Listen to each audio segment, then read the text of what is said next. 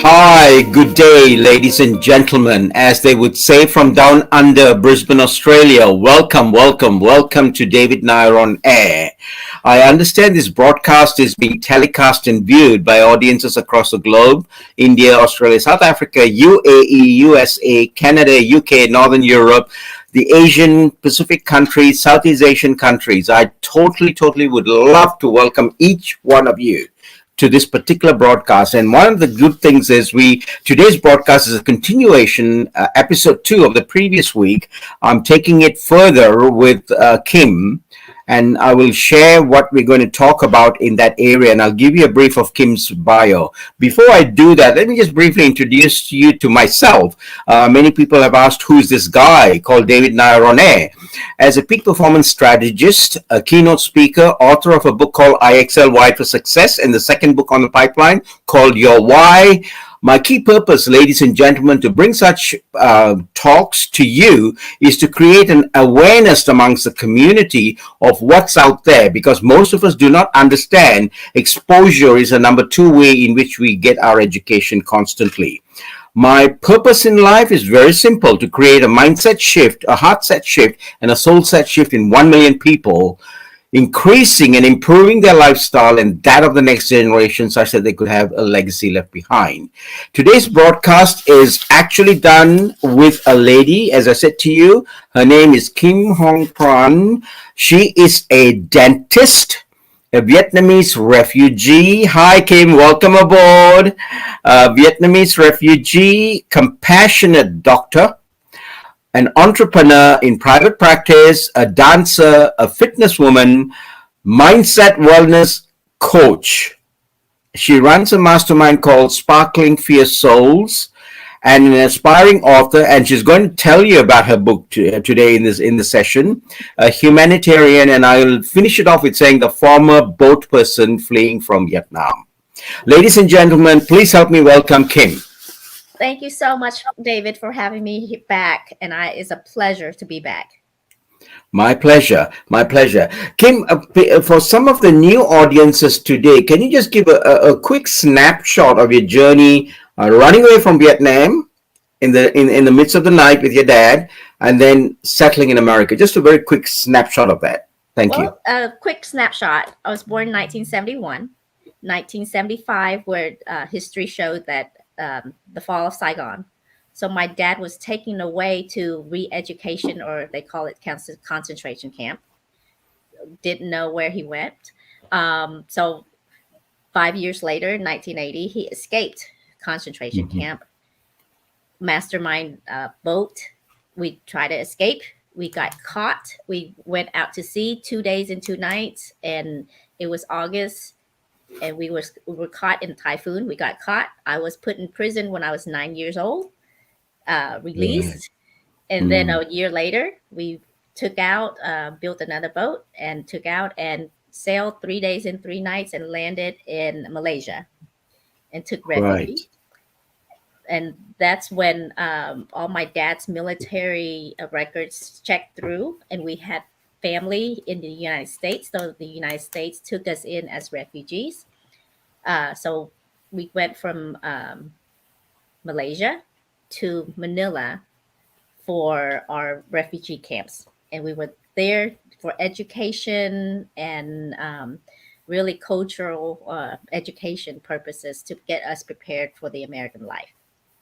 Fabulous. So when you left Manila, share your journey. Did you fly to America or did you go by boat? So when we were in Manila, we were there for 4 months. And right. My mother has an older brother that went to college at the University of Tennessee in 1972 as an exchange student. So when the fall came in 1975, he couldn't go home. He stayed back.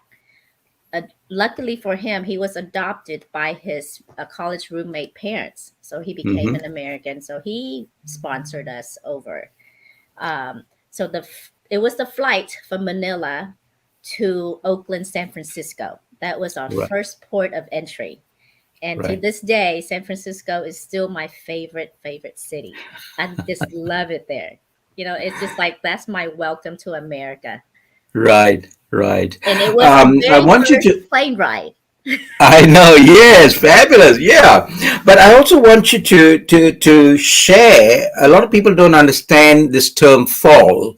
The fall of Vietnam, and also a little bit about communism and free enterprise. Can you just touch on that for about a minute, please? Okay, so Vietnam was divided between to the north was communism and south was republic free capitalism, just like Mm-hmm. the modern day North and South Korea right now. Yeah. So the communists want to unify, and so they went down south. My dad was fighting in the South Vietnamese army Mm-hmm. against communism.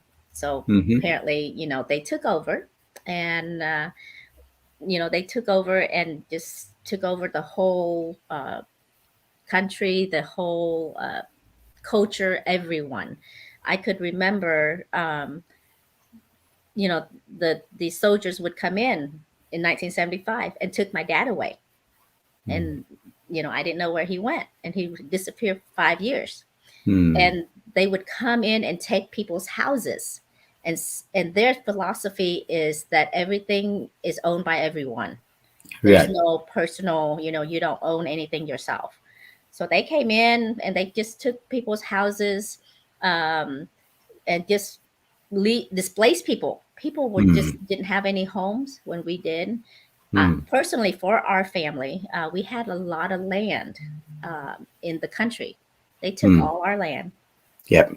They took all our, and we were lucky because my grandparents adopted a military man as their son when he fought for the Vietnamese country against French influence. Right. So when my grandparents adopted him, when the communists came, and we had a history that we had a son or a family member that fought for the country, so we were really spared from taking everything away. Right. Right. So communism Yes. did, yeah, go ahead. Sorry. I'm sorry. Continue. Finish that. So communism was not, no free speech, no free action, nothing, and nothing is owned by you.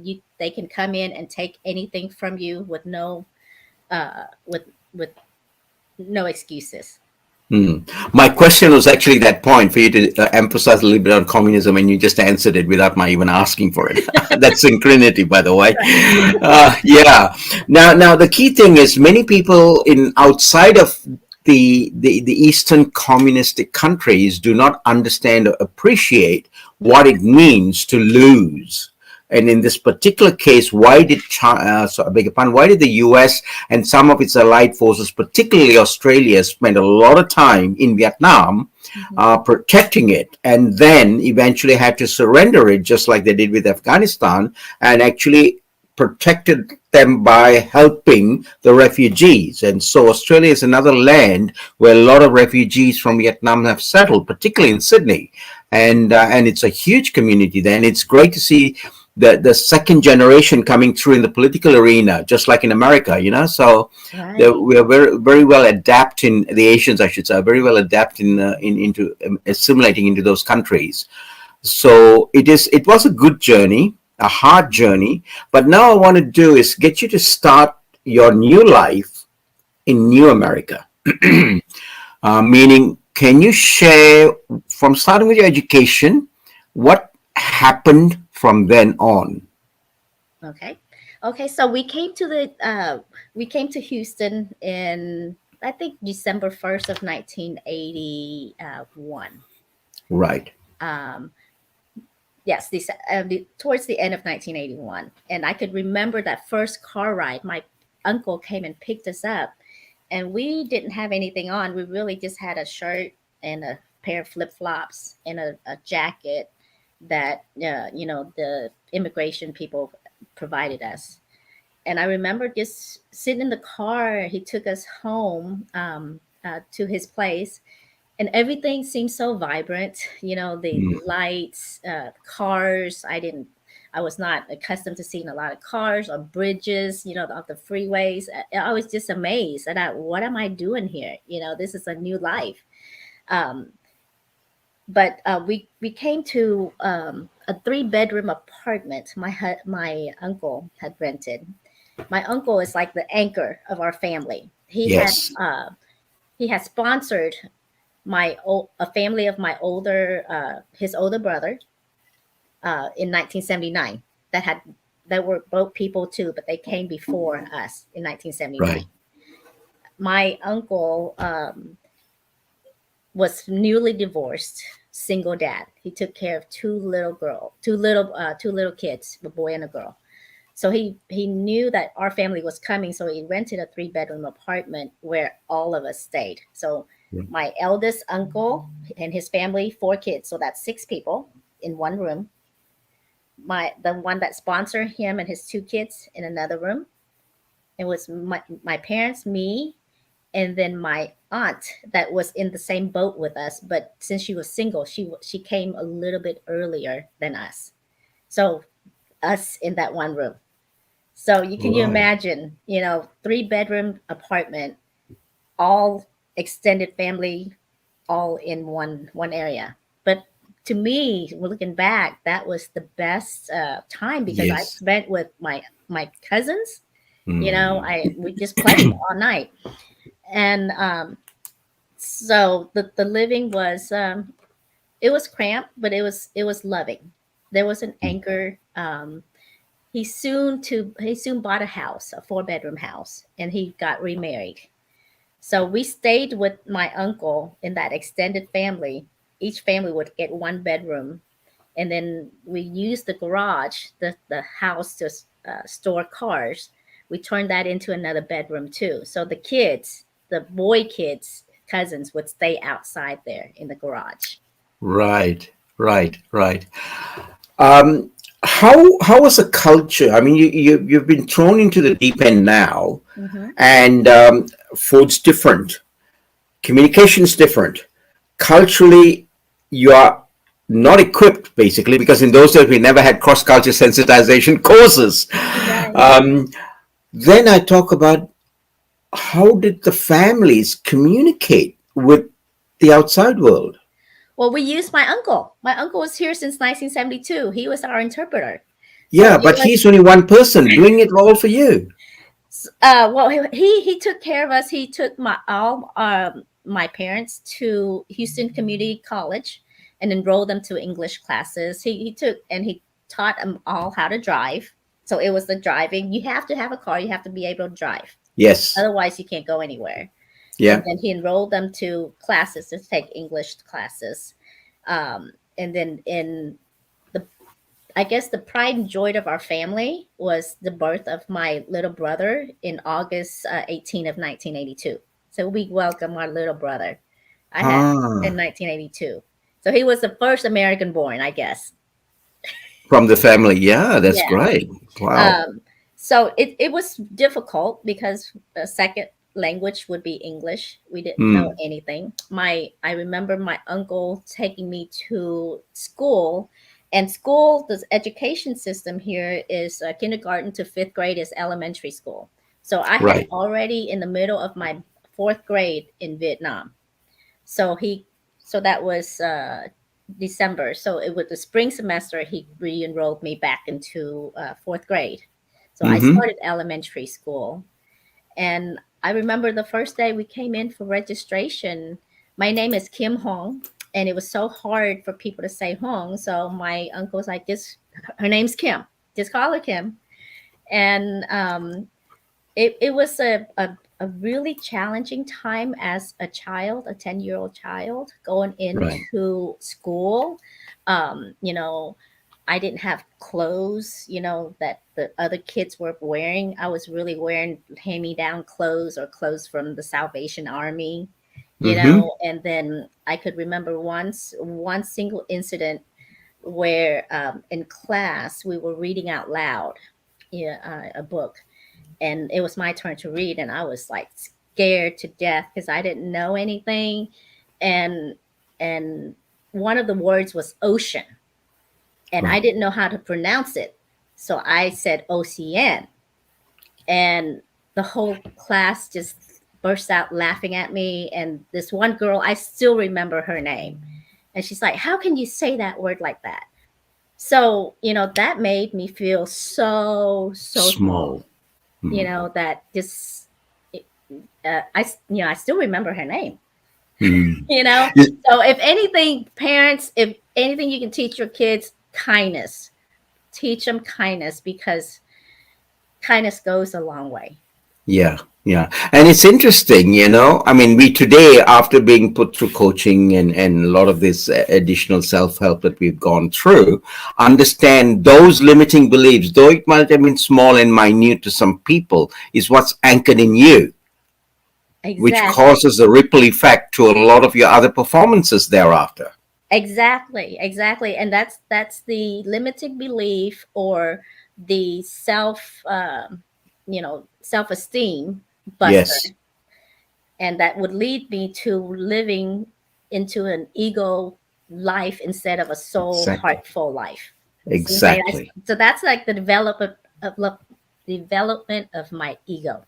Mm. And then you had to go through, and as you said to me, I'm not sure whether it was the last interview or prior to that, we informal discussion, how you had to shed your ego of recent times to accept certain things through the artful technique of journaling and forgiving and all of that type of thing. Now, most people don't recognize that.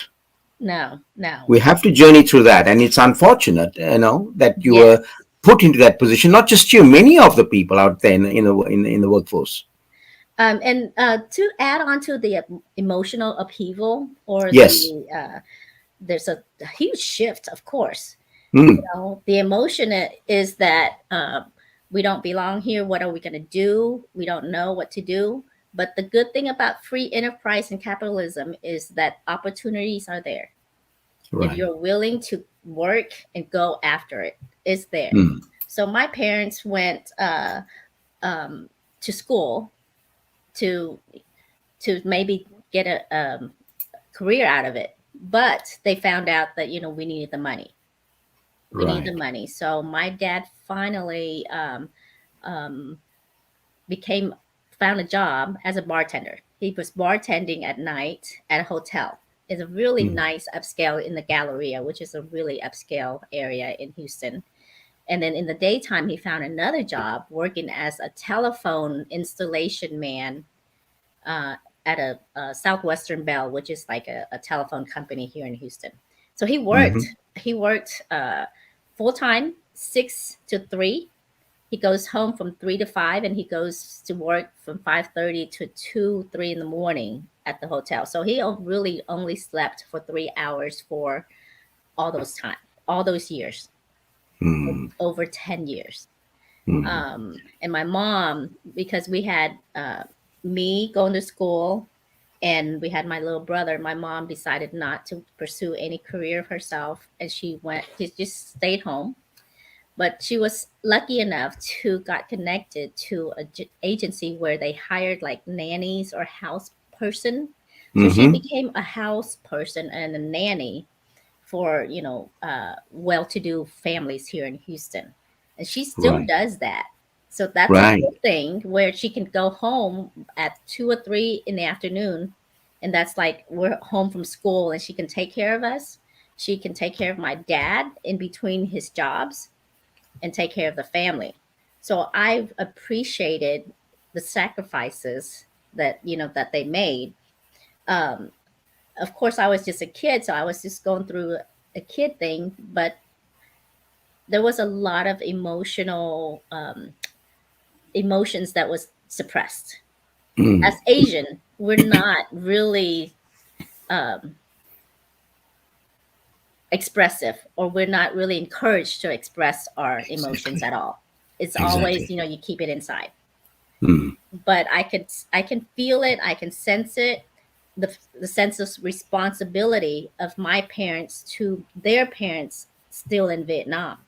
They Right. were making a living, but then every month they would buy uh, gifts or send money home. Mm. I could remember one incident that we were buying vitamins, clothes, soap, to do a little gift bag. But we were trying to find a way to send money home. At that time, it was still illegal, and there was Yes. no courier to send money home. Mm. I remember it's a bottle of vitamins. We would fold up small pieces of Notes. Yeah. hundred dollar bills, and would stuff it under, the vitamin, and we would label it. This is for Kim, which is me. So that's like a little code word for, Signal. yeah, Yes. signal for, and it worked 2 times, but then the communists caught on. They caught on and they confiscated, whatever we sent home. Oh no. So Mm. I could see the turmoil of this responsibility that my parents had for me and my Mm. brother, and then this responsibility they had back home for their Mm. parents and their Mm. brothers and sisters. Mm. You see, Kim, out of every adversity unfolds an equal and better opportunity, and that's the key thing that many don't realize. And one of the things that your parents did was reached out. Despite going through a lot of that, especially from where they came, Mm-hmm. the social positioning that they were in, to be put through what they were put through, and then to really climb up with no care, no concern about what jobs they took. Exactly. um, You just and have and to and swallow that's your the pride. journey. You have Mm. to swallow your pride, whatever it is. My mom is still very proudly. She's still a house lady, for a very affluent family here in Houston right now. She works two Right. days a week. She's just there Right. taking care of the house, Right. and that's a blessing. Sometimes when you look at something like degrading, but it's a Mm. blessing because she had Exactly. connections to powerful politicians, power people in time that we need it. It will Right. mean something. Yeah. Yeah. Kim, I'd like to move a little bit further into the education that took you from primary, Mhm. middle school, and high school on through to college days. You want to share that? Yes, sir. So the education system here is from kindergarten to fifth grade is elementary. Mm. Sixth grade to eighth grade is middle school. And Mm. then ninth grade to 12th grade is high school or senior high school. Right. So I started in fourth grade. Mm-hmm. The cultural and the social status of it, when I remember, um, you know, um, one time, um, I have a lot of friends that were well off. They're Right. sons and daughters of businesses, and they have a lot of money. We were still on the welfare food stamps, financial help from the government. And I Mm-hmm. remember I was so ashamed and so embarrassed that we had to, take handouts. I remember we went to grocery shopping one day to an Asian grocery store, and it was owned by my friend's family. Right. So so I go in there and I'm like covering my face, and then I didn't want them to see me. And then when my mom started paying, she took out food stamps, and I was just like this. I was like, oh my god, I hope my friends don't see me. I hope it was just that shame, um, that that's another layer that got you know piled Yes. up onto myself for my self-esteem. You see, social stigmas like that are what impregnates our lifestyle then later on, doesn't it? And when it does, unless you know modalities or tools that they call it today Yeah, to shift that out, you're going to be stuck with it. And exactly. most people don't realize that they're stuck with it. They can shift it to move on until someone Exactly. tells them to do that. Exactly. And our motivation as a family is to stand on our own 2 feet, and Yeah. we would get out of that system quickly. And we were just Mm. in that system probably for only 6 months.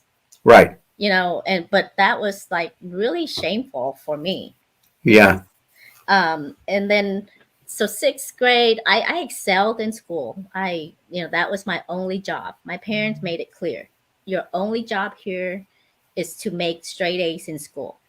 So in elementary school, I championed spelling bee, I championed math, everything, that's elementary.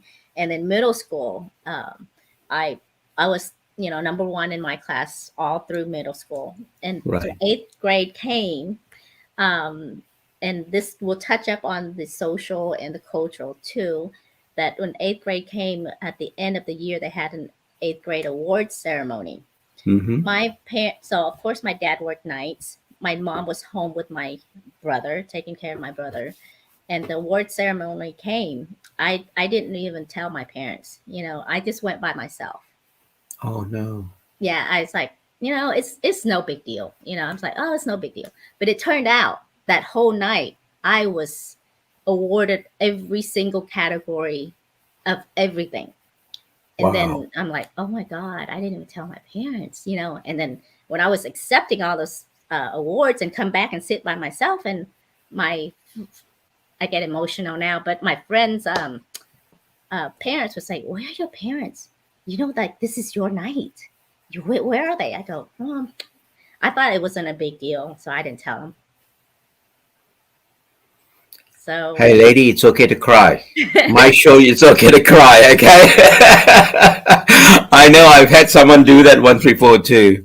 It is because, and especially, you see, to them, to our parents, that's what they're looking for. They're not looking for any money. They're not looking for any reward. That end outcome of right. their journey through you. But I didn't realize that. I didn't Yes. realize that was a proud moment for them. But so I didn't tell them. Hmm. But that was the I guess when I look back, I said I should have told my mom. But I always Hmm. said my mom was so busy taking care of my dad, and it's just they're in their own little suffering bubble, Right. and I didn't want to add to anything. Right. Right. I want to. I take a moment. I really want to touch again. I know it's going to be sensitive for you on the pain that your parents were going through. Hmm. Could you see that, or did you actually feel that? Did they show it in any way to for you to? They try to be very strong, okay, but Right. I'm gonna um I'm gonna expose something that not everyone know. I can feel a lot of stuff, so I felt all that. I felt their pain. Hmm. It turns out now, now that I've been doing through a lot of self development, that I'm an empath. So I Yes. can feel people's energies. I can feel people's emotions, and Yeah. they were hurting a lot inside. Um, going through trying to figure out, how to raise a family, how to do all stuff. But, we came in 1981. By 1985, 86, they bought their first house. Yes. They saved their money, bought their first house. And the pride and joy of that time was my brother, actually. Right. The birth of my brother and the growing up with him, that was a pride and joy. Now that we look back, we were gifted with him because he was such a gifted kid. Musically, he would listen to a song on the radio, and he would go to his guitar or a piano or any kind of instrument, and he will play that song for you. Wow. And so that was so my brother and I were the pride and joy of my parents. But Hmm. they didn't want to show us that. They were tough. No. They were tough No. parents. They were tough, and they didn't want to show us that they were proud of us. Hmm. I remember one incident too that contributed to my limiting belief was that I overheard my mom talking to one of her girlfriends when I was in elementary school, or no, in middle school or high school. And she's like, oh, I don't know where she's going to go. I don't know, if she's going to make it out there. I don't know how her school's doing. And I overheard all this stuff, and I got really hurt. Like, mom, I'm making straight A's. I'm doing all this stuff, and why are you saying that you have no faith in me? You don't know if I'm going to make it in school or whatever. Why do you say that? It hurts me. And her answer was, as a culture, we don't boast about our family. Exactly. We don't, Exactly. we don't say, oh, my daughter is this, my daughter is that. This and We this. don't say Yeah. that.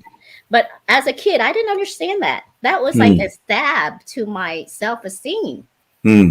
But luckily for me, when I have something on my mind, I'll speak it out and I'll find the truth. I'll ask the questions. Mm-hmm. So that's been my personality. Right, right. And how did you cope when it came to career selection, working through that into dentistry? Why dentistry? Well, let's back up a little bit to my high school years. I want to. Okay. I have some stories about my high Oh, school do that. Do that that.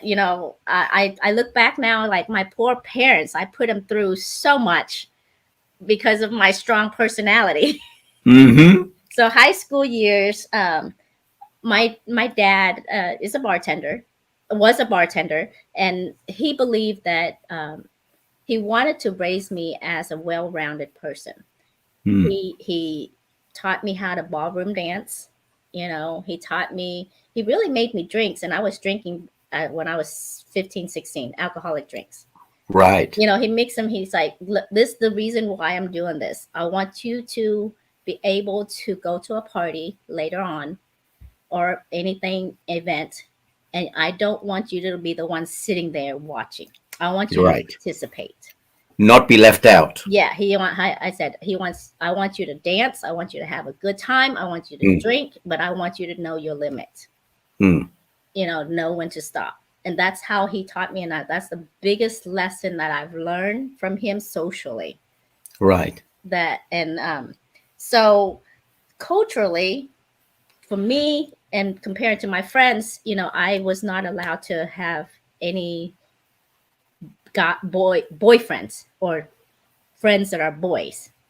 So it was hard because I see my other girlfriends, going Mm. out. I had a curfew at 9:30, 10 o'clock when I was in high school. Okay, so I was never allowed to go to any of those dances, Socials. social, anything because my curfew was 9:30 or 10. I was not allowed to have phone calls from a boy home. And if I had to, if there was a group project at school and I was working with a boy, I had to tell my parents first. Okay, he's this guy. This guy's gonna call me, and we're gonna work on school. Everything was school. Nothing else was social. Right. And so in ninth, 10th grade, I went behind my parents' back, and I had a boyfriend.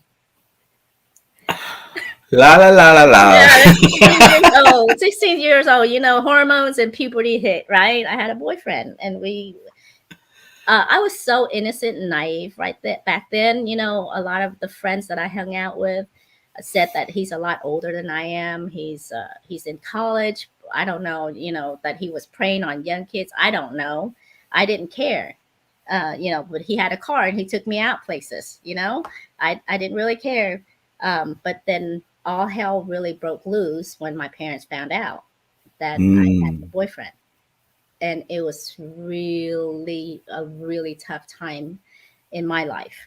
And it was more like a me fighting back, or letting my parents know that please let me live my life, let me make my mistakes, Right. now. But they weren't they sheltered me so much.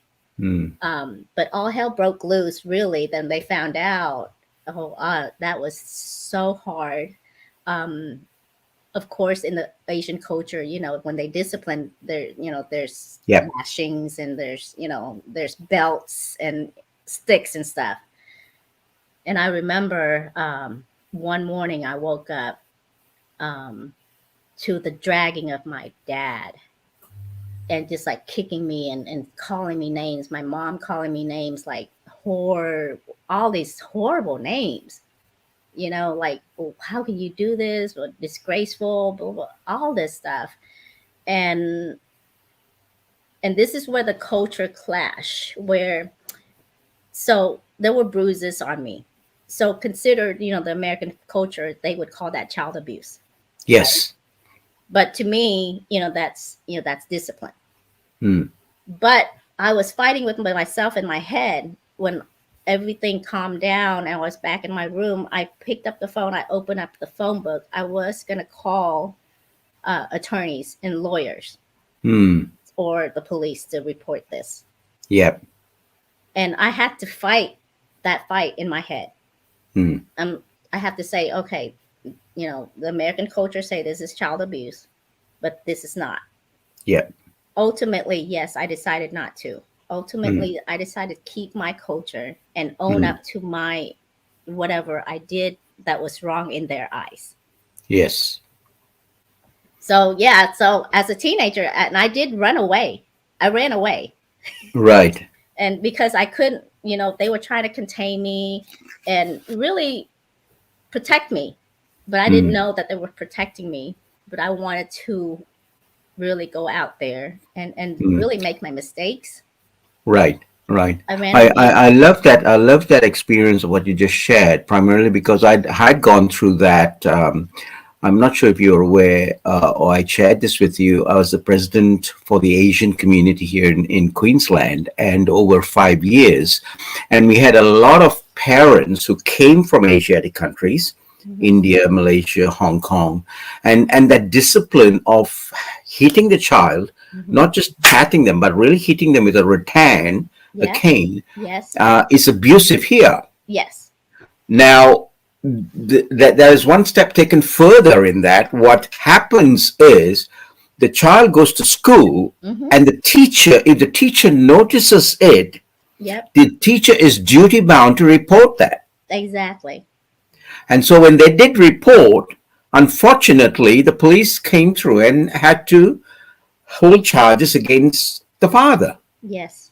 And they had nowhere else to go but people like us, where they approached the association to seek Hmm. refuge. Yeah. And we had litigation lawyers who constantly were at this to ensure that the community understood the culture in which the child is being brought up. Hmm. And there's huge disputes that took place Yes. here. And so I empathize with what you're saying, because I had to look at it from the other perspective with helping people out here. And the same thing applies not just in that area of education and hitting of the child, Hmm. but the turmoil caused, as you pointed out, to the mindset of the Exactly. kid. Exactly. Because And I many was don't, fighting with myself, like, what do yeah, I do? I have to weigh out the consequences. If I mm, do this, the family is going to break up for sure. exactly. And I don't want my family to break up. I But still want, that family. yeah, but many kids don't even understand that. So they Yeah. go ahead and non knowingly Right. put the parents into trouble. Yes. And I And was thereby the like family at the goes for a phone. bust. Oh my goodness. I had my phone book out looking for attorneys, looking for Mm, police. I was I dialed and I hung up. I dialed and hung up. I probably did it up for 5 times. right, And I'm so glad, I was able to just like think about it and just right. stop. Uh-huh. So that, Good.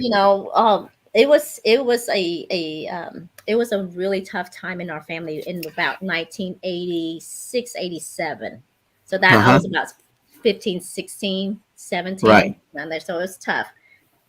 But my parents finally, they realized that they are in America and the culture Mm-hmm. is different, and they have to open a little bit more of their minds. Right. They have to Right. open up and be more flexible.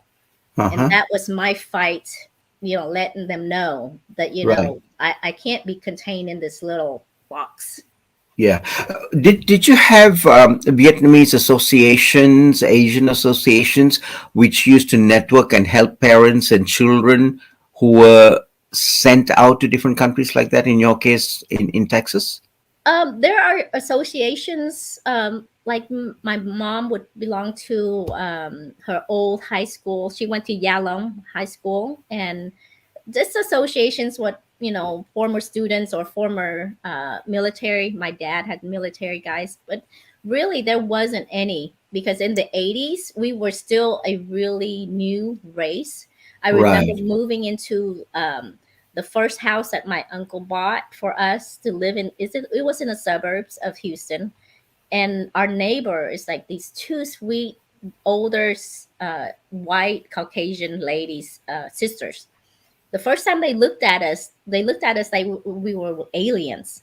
Yes, I You have experienced yellow that. hair, you have slanted eyes, and short nose, and but they came out to be like our best friend. They're our next door Yeah. neighbor. They would take us out to ice cream, but the first time the meeting was awkward because they were like trying to touch us.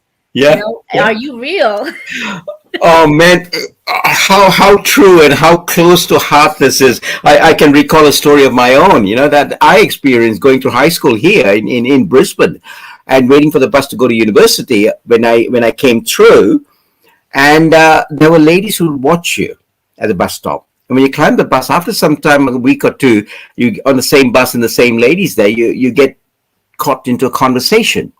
And guess what they did? The first conversation they said is, "Where do you come from?" And I said, "Malaysia." And the next question is, "Do you have homes? Do you live on trees?" Okay. And I thought, oh my God, I mean, with all due respect, we had a bigger home than they did because I knew them later on. But Right. leaving that aside, I then befriended them and they became one of our best friends. And every Sunday I would go home there to their place for a roast dinner. Yep. Yep. That's the It's best just kind a of lack friend. of awareness. Exactly. Exactly. Exactly. So it's so different life in like the 80s in Houston Hmm. compared to now. Now Hmm. it's like a melting pot of all the Oh cultures. yeah. Yeah. So let's go on to Gone to college. college, high school. I didn't know what I wanted to do. I Hmm. really was into arts. I'm very artsy, very crafty. I wanted to be an actress. I wanted to be Oh. I wanted to be an entertainer. And my mom's, of course, you can predict what their response was. No, no, no, no, no. You need to, as an Asian family, you either pick doctor, Yep. lawyer, or Yep. engineer. Those are the Yep. three choices. And then, once you've done that, then you can do whatever you want. That's what my Yep. mom said. Once you've done, picked out of those three, you can do whatever you want. And she also made a comment it's like, actors and actresses, they change their mates like they change their clothes. I wouldn't want that for you. Right. So of course, so I didn't know what to do. So I went to college. I chose Texas A&M University, and it's a smaller out of the two public schools. There's a University of Texas, and then there's Texas A&M University. I chose that Hmm. one, and at first I wanted to major in architecture. I didn't know what I Okay. wanted to do, and then all of a sudden, during orientation, I changed my major to science. So I went under biomedical science. Uh-huh. I still didn't know what I wanted to do. I know I have to finish school and get a BS, bachelor's degree, you know. Um, and college, you know, is the best time of any child's life. It's the Say that I had the again. best time because you can imagine go from high school down. I was in a house, 9:30, 10 o'clock curfew. Didn't do anything. So I went away. The college was about 2 hours away from home. So I Uh-huh. had my uh, own apart. I was in a dorm, but I was on my own. It's like, oh my gosh, so much freedom. Right. And I want to go back to where my parents had bought me a car my senior year of high school, Uh-huh. and um, the teachings that they gave me, I just now look back, I love it. I just love it Right. because they said, "Here's your brand new car, but if you want to drive it, you need to pay for gas and pay for insurance. And insurance here for under 25 is tremendously high." Okay, so I had to get a job. I got a job. I've worked since I was 16. I've been working since I was 16 years old. Never a day. Right. The first job I got was it was an entertainment complex where they had bowling alleys, uh, movie theaters, all this arcade, and then on the outside of it they have a water park. Hmm. So in the summer I would work outside in the water park. In the winter I would move in and Right. we work in that complex. And you know, at a young age, at 16, I was so hardworking that I was promoted to like a lead, where I knew how to operate every single area of those two parks, Mm-hmm. where I would go and give people's breaks. Oh, So okay. at 16, 17, I had that responsibility of making schedules and That was my day, going around and giving people's breaks, 30-minute breaks for their lunch or whatever their snack. Right. So to me, that work ethic really came from my parents, because Hmm. I saw my parents work so hard, all their life, that it just caught on. What powerful role models, eh? And to cement certain specific habits. Yep. And so college was really fun. That was the best 4 years of my life. I was Right. free. But then, the culture came back too. I would go to college and I would come home for um, the weekends, and my Hmm. curfew would still be 10 o'clock. I'm just like, oh my gosh. So it got to a point where I don't want to go home. And so for college, the first year, my parents did not let me take the car up, because they knew if I had the car, I would take it out everywhere. So I went to Hmm. college without a car. It's like my parents like, you want to go somewhere, just walk. Use your 2 feet and walk. And so I didn't have a car. But my poor dad, every Saturday morning, I would call my dad. I go, just to say hi and everything. And say, how's the car doing? It's sitting in the garage. How's the car doing? Can you give it a wash today? And can you come? I don't want to go home, right? So can you come and pick up my dirty laundry and then do my dirty laundry, and then Sunday deliver it back to me? And my dad did it for me. Oh no! What a spoiled child. Oh my God. I know. All my college friends look at me like, you are so spoiled. I go, well, I know. I was raised as an only child, the only girl, and my brother was raised as an only child, a Hmm. son. So it was the best time of my life. Hmm. But it's when it came time to picking a career, I didn't know what to do. I go, I don't know. I don't know. And one day, we had a visitor from my mom's best friend from high school. Right. She's a dentist that lives in France. Uh huh. She visited us one summer. And she's like, what are you going to do? What are you doing? I go, I don't know. I have no idea. She said, do dentistry. I think you do well. You have hand skills. You like the arts. Go pursue it. So when I came back from senior year in college, I went to pre-dentistry stuff. I pursued all this associations. And I met the associate dean of admissions to the UT Houston Dental School. He went up there to do a meeting, to have a meeting with our students, who are interested in dentistry. And it turned out that he is the angel that God has sent me to go into my path to dentistry. I met with him that one night for the meeting, and we came back. I just kept in touch with him. He said, keep in touch with me whenever you're ready. Go ahead and start taking your DAT, which is a dental assessment test.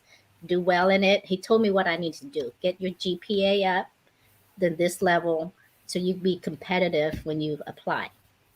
And he said, I will take care of you.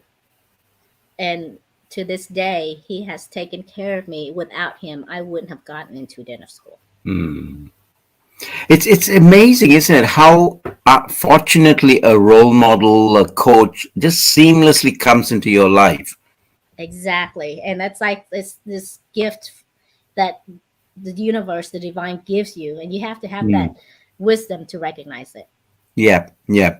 And when if you read my book, you'd see the same story here. A coach that came into my life at 14 and a half, 15 when I came to a foreign country, and who walked me through to get financial independence by the time I was in my mid 30s, Right. with a number of properties and all of the other things that goes with it. But if it wasn't for him, I will not be where I am. Like what you're just saying. What a powerful role model.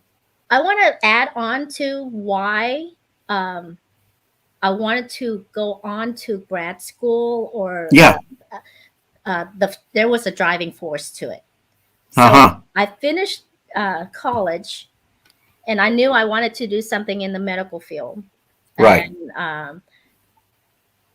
And then, so there was another angel, another man that came in and took me in and placed me into MD Anderson Cancer Center to work after college, in a research lab. But it only paid me $7 an hour. An hour. Okay, so imagine I have a best friend that graduated with me, went to the college, stayed up nights, and stressed all the stuff with all these exams, and she was in electrical engineering. She got a job offer right away at $40,000 a year. Mm-hmm. And with my $7 an hour, it would amount to be only like $10,000, $11,000 a year. Yeah. And I was heartbroken. I'm like, okay, we struggled through the same thing. We went through the same school. What is going on? Life is so unfair. Why am I getting $7 an hour right after college with a bachelor's degree? And that was the driving force for me to go to dental school, to go to grad school, because I knew if I stayed here and be a research, I mean, it was interesting. I was in a cytogenetics lab where we do genetic testing for different kinds of lymphomas, cancer, blood cancers, and stuff. It was exciting, and I wanted to do a PhD in that. When I was working at the lab, it was just all by myself, and I needed that human interaction. It was just too boring for me. It was too boring. And so that I picked dentistry. And then so when I was working at MD Anderson, the buildings of the MD Anderson and the dental school was right next to each other. So every day, almost 3-4 times a week, during lunchtime, I would walk over to the dental school and look for that dean of admissions that I met at Texas A&M, and just really start rapport, start a relationship connection, and just to let him know that, I'm applying. I didn't get in the first time. So I think my life has always been the second try. You don't get in the first time. Just like when we flee Vietnam, we didn't succeed the first time. Yes. I didn't get in. I applied. I didn't get in the first time. So he You said, see, many don't realize and understand what you just explained and expressed there was this concept of lobbying. And they don't know that. You went to the first time, but before you could even hook it in, you started interacting, making sure things were working. So the person was familiar with you, and you had already painted a picture. So when you dotted the T's and crossed the I's and placed the document there, they then already knew who you were. They just had to look at the peripherals to get it through. And many don't understand that concept. No, I learned that lesson. Right. And my drive for being a doctor too is that really my payback for my parents. Because I want all their sacrifices to be productive, to be something they're proud of. Right. That's something that's I feel very proud that I have that trait. And I am very grateful, and I will repay, the actions or the kind actions with my accomplishments or my achievements or whatever, my support. Right.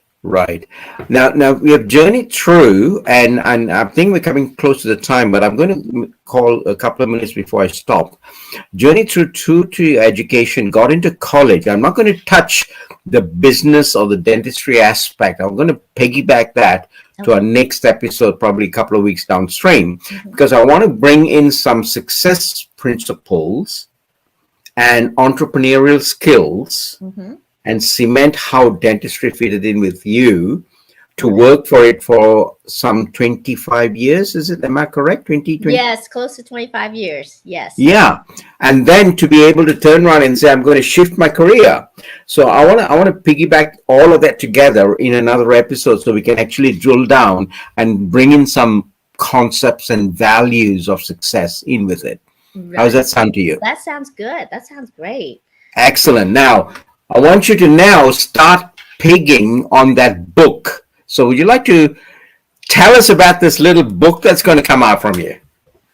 This little book is going to be one giant of a book. Actually, it's been in the making for years. Years. I wanted to write a book. I wanted to write about my journey as a refugee, and I wanted to write the struggles and the successes that I had. Mm, Recently, I was in a book writing club, and there were just things that I was not resonating with, and I wanted to be in that zone. I wanted to mm, be in that zone where I'm passionate and the words just flow out. mm. And I am committed, and it's out there now that I will get my book, my manuscript out, and I will distribute out to publishing companies to get it published. And it's about Fabulous. this fight for freedom, fight for life. At first, it's really fight for life. It was life and death, Hmm. my first journey. Now it's the freedom and the assimilation and the cultural, religion, family differences that we had, and then and then the business later on. But for some reason in my head, that in my lifetime, I'm going to put this out there to the universe too, that I will write 8 books. For some reason, that this number 8 just comes out, that I will Mm. have my 8 books in my lifetime. We'll see. Fabulous. Fabulous. And I'm really thrilled that we were able to interact and sort of spear that book in its forthcoming months for you. What's your deadline? You're going to work on this, my. Well, my manuscript, my birthday is coming up in 2 weeks, so I said earlier that by my birthday, and we'll see, we'll get our manuscript out. Fabulous. Good on you, Kim. Kim, it's been a great pleasure having you on board, and to talk with you in episode 2, the second phase of your journey, the struggles of settling in a new country, and then stepping up from there. I think the third episode that I want to work with you downstream, probably in a couple of weeks from now, would be the cusp of it, where we will address issues of entrepreneurial skills. We will Mhm. address issues in relation to the values that you got to put in place. I have a saying which says, if your values, it's how much you value your values that actually portrays where you're going to go in life. And if that's not settled well, everything else goes for a toss. So we'll address all of those and talk on that a bit more later. Perfect. That sounds perfect. Fabulous. Thank you so much. And we'll connect again soon. Ciao for now. Yes, thank you for tuning in, everyone. Yep. Thank Thank you. you, guys. Ciao.